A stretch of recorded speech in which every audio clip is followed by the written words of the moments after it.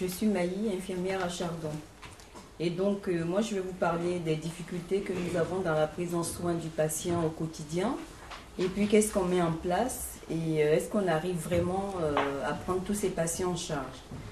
Donc, ces patients de Chardon, de par leurs troubles de mémoire et de compréhension, du jugement aussi, présentent très souvent des refus de soins. Donc, très souvent, ils ne comprennent pas toujours le bien fondé de nos actions et de nos soins. Alors que les principes même qui guident la prise en soin sont justement de ne pas forcer les patients, de respecter au maximum leurs choix et refus, tout en gardant l'exigence de la réalisation des soins. Et donc, par rapport à ça, on essaye, nous, nous sommes obligés de nous adapter face à des patients qui sont imprévisibles et non les patients qui doivent se contraindre aux soins. Et donc, par rapport à ça, j'ai des exemples. Par exemple, le matin, quand on arrive dans le service, on commence par l'équipe aide-soignante commence par le petit déjeuner. Et ensuite, pendant qu'on donne le petit déjeuner, moi je distribue les médicaments. Et ensuite, les soins d'hygiène sur toute la matinée. Et donc, des fois, mes collègues vont voir un patient pour des soins d'hygiène. Ils refusent. On vient me voir, comme je suis dans la distribution des médicaments, je sais ce qu'il aime, du jus. Donc, je prends un jus. Je mets les médicaments dedans, mais tout ça discuté au préalable avec le médecin, validé avec le médecin, ce n'est pas un acte isolé. Et donc j'arrive, je vais voir le patient, je lui dis bonjour, je vous ai apporté un jus d'orange. Ah, il me dit vous êtes bien aimable, alors qu'auparavant, 30 minutes auparavant, il avait déjà refusé le soin. Donc on profite de cette dynamique tout de suite pour lui faire une toilette. Et aussi, l'équipe qui est là essaie vite de faire le lit. Et moi, mon chariot de pansement est déjà prêt. Et donc, tout de suite, faut pas, parce qu'il faut être rapide, avoir un ton calme, ne pas être stressé, parce que les patients, ils ressentent. Une fois qu'on est stressé, on n'obtient rien, ils sont aussi stressés. Et donc, ça, c'est quand ça marche.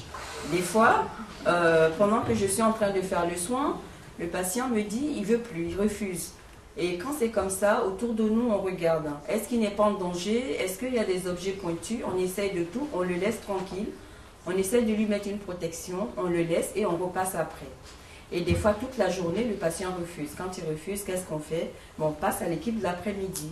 Et à l'équipe d'après-midi, on leur dit, notre but, ce n'est pas d'augmenter votre charge de travail, c'est la continuité des soins. Une toilette peut prendre toute la journée, toute la matinée et aussi jusqu'à toute la soirée, quand ils sont dans le refus.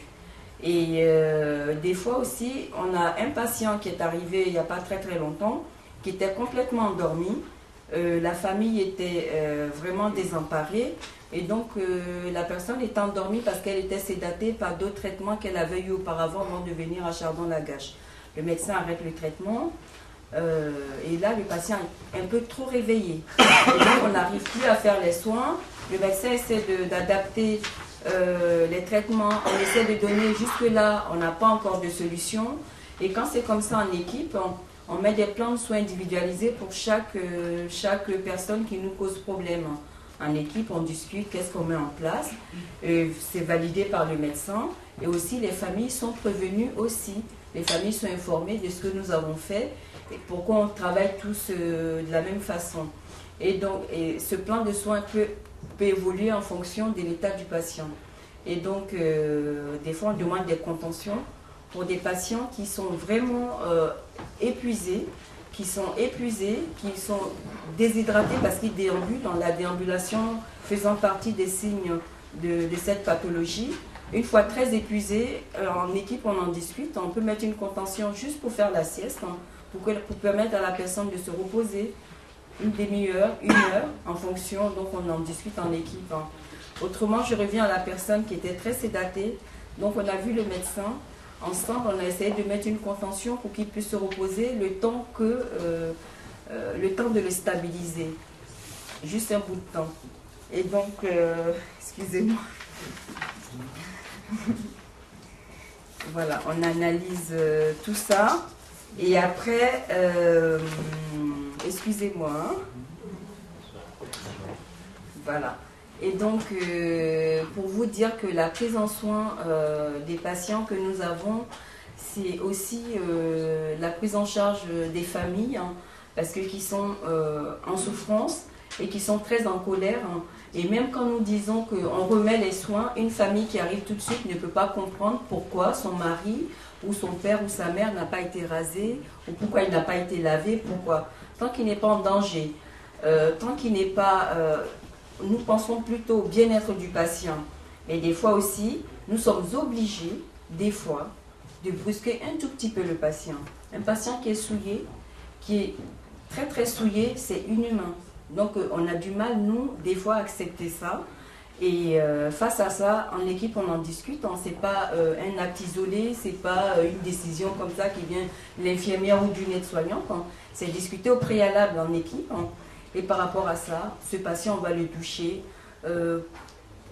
pour sa dignité, dans le respect. Parce qu'arrivé à un certain moment, c'est inadmissible. Et donc, des fois, on se pose des questions. Est-ce que par rapport à ça, est-ce qu'on a bien fait? Est-ce qu'on n'a pas bien fait? Pourquoi? Sachant très bien tout ça, ça a été discuté en équipe, mais même par rapport à ça, quand on oblige un patient, on sait que c'est pour son bien, on se pose toujours des questions si nous sommes dans le bon soin. Et donc, ce que je voulais vous dire, par rapport à tout ça, nous essayons quand même de prendre les patients en charge, en gardant au maximum leur dignité et le respect des personnes âgées atteintes de maladies cognitives. Je vous remercie.